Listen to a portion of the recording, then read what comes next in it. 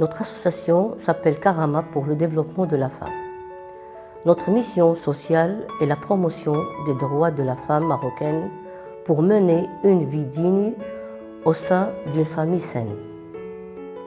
La non-reconnaissance par le père biologique, par la loi et par la société, la marginalisation, l'absence d'identité, la non-scolarisation, la précarité économique, ce qui les mène vers l'immigration clandestine, la drogue, la délinquance, la prostitution et les maladies sexuellement transmissibles. Eh bien, malheureusement, ce sont les principaux problèmes auxquels font face les jeunes vulnérables en faveur desquels notre association agit.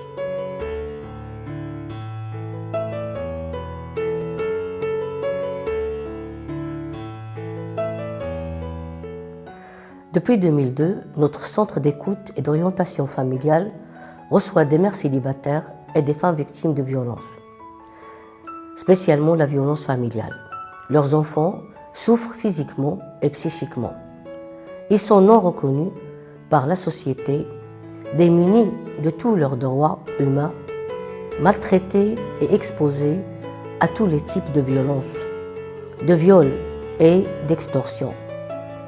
Voir ces hommes d'avenir dans la rue et dans les plages, rêvant d'arriver à notre rive, était une chose insupportable.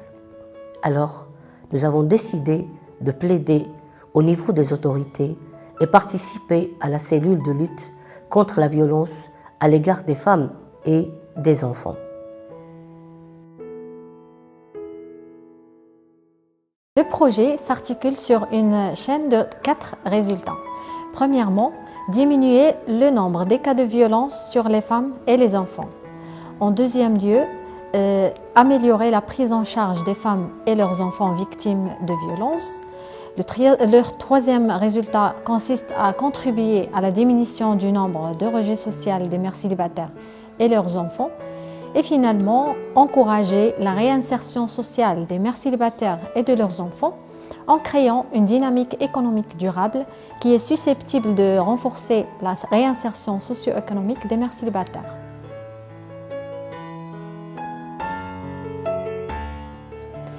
Les principales activités du projet se basent sur 5 volets prioritaires.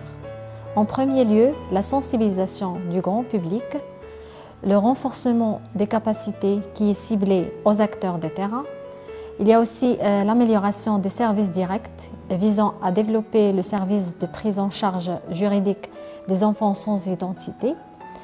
On trouve aussi l'empowerment des femmes via des formations sur la création des coopératives et des micro-entreprises en matière des activités génératrices de revenus. Et finalement, le plaidoyer qui est à travers lequel on réalise des actions de pression sur les décideurs pour faire évoluer le cadre légal de prise en charge.